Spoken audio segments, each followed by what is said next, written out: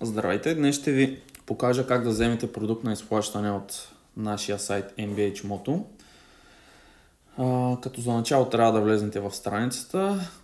Тя е www.mbhmoto.com. След като сте в сайта, избираме нещо от сайта. В нашия случай превозни средства, скутери, натискаме скутери. Примерно избираме първия, натискаме Виж детайли. Така, това е продуктовата страница. Тук можем да изберем цвят. Избираме червения, след което трябва да посочим дали ще е на кашон. Т.е. вие трябва да си го сглобите или сглобяването от нас. Избираме, натискаме бутон Копи.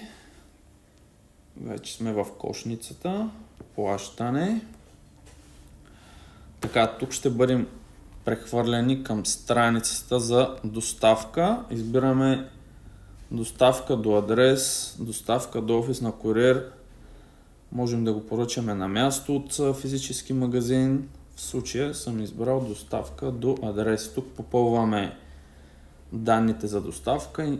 Име, фамилия, имейл, телефон. Натискаме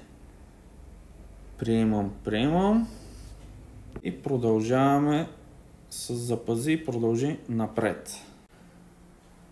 Така, след което пристъпваме към втора стъпка. Тук трябва само да изберем доставчика. Избираме Европът в този случай. Отново натискаме запази и продължи напред. Вече сме на последна трета стъпка. Тук имаме начини на плащане. Избираме най-долния, четвъртия. Тук се отваря прозореца с всички кредитори, с които работиме.